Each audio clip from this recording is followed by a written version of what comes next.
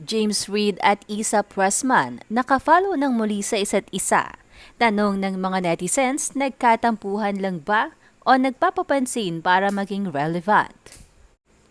Naging usap-usapan ngayon sa social media kung hiwalay na nga ba ang celebrity couple na sina James Reid at Isa Pressman. Ito ay matapos mapansin ng mga netizens na nag-unfollow ang dalawa sa isa't isa sa Instagram. Friday night nang mapansin ng isang netizen na hindi na nakafollow si James kay Isa. At ganoon rin ang dalaga. Kaya naman marami ang nanghinayang dahil hindi man lang daw nagtagal ang relasyon ng dalawa. Hindi naman nga maitatanggi na nag-unfollowan nga ang dalawa dahil may mga ebidensyang screenshot ang mga marites. Samantala, may iba rin na nagsabing in-unfollow ni James si Isa. Pero nananatili pa rin itong nakafollow sa kanyang ex-girlfriend na si Nadine Lustre.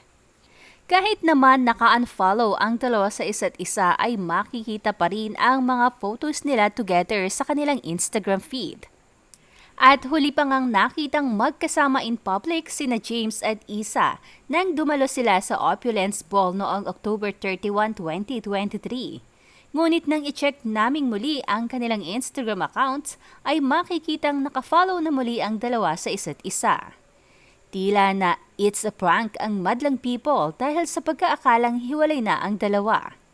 Kaya naman hindi maiwasan ng mga netizens na mag-isip at maghinuha na baka nagkaroon lamang ng tampuhan ang dalawa.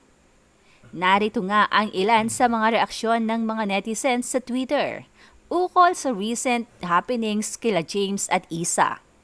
Mga marites, isa prank. Say ng isang netizen kalakip ng screenshot na nakafollow ng muli sila James at Isa sa isa't isa.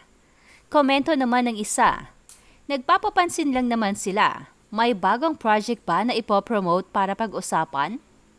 Next time James, mag-goodnight baby ka at mag-update para hindi ka ibablock ni Isa. Sa labas ka na naman ba natulog? Biro naman ng isa pang netizen.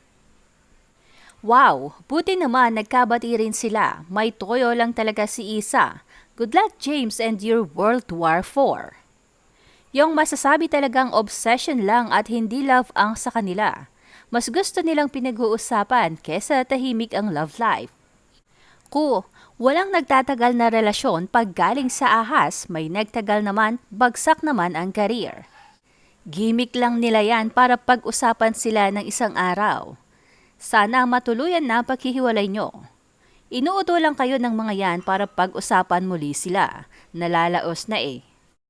Kagaya din yan sa atin, normal na may saltik, block, unblocked, unfollow, follow. Sikat lang sila kaya minamarites natin. Need lang yan sila pag-usapan kaya ganun ang ginawa nila. OA kasi tong si Isa, super insecure sa past GF. Gustong tapatan to the point na OA na ang dating. Kaya maraming naiinis. Be true and be yourself. Para natural lang, baka sakaling magustuhan ka na ng mga fans, Isa. Boring kasi ng relationship nila kaya need nila magpapansin. Pagtitiyagaan na yan ni James kasi alam niya hindi na babalik si Nadine sa kanya. Kawawa naman Isa, panakip butas. Bakit naman nag-follow ulit? Ang saya na sana eh. Strategy nila yan para pag-usapan ulit. Mindset ba? Naging masaya sana karamihan, kaya lang, sorry, nagkabalikan sila. Kasi nga akala nila malulungkot ang buong bayan. Pauso nilang couple para mapag-usapan. Buhay na buhay ang Plan A. Nasolve sa Plan B. Mindset ba? Mindset. Kayong mga bashers, wag nang pansinin kasi ang dalawang yan. Nilalaro lang kayo para visible sila sa social media at sa mga tao.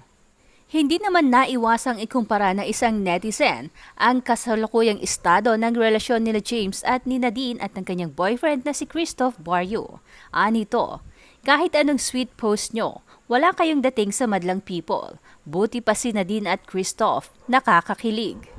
At dahil napansin pa ng mga netizens na kahit matagal ng break sila James at Nadine, ay nakafollow pa rin si James kay Nadine. Kaya naman hindi naiwasang magkomento ng mga fans ni Nadine. Anila, Kahit wish ko na magkabalikan sila, ayaw ko namang masaktan yung BF ni Nadine kasi mukhang ang bait at talagang inaalagaan si Nadine.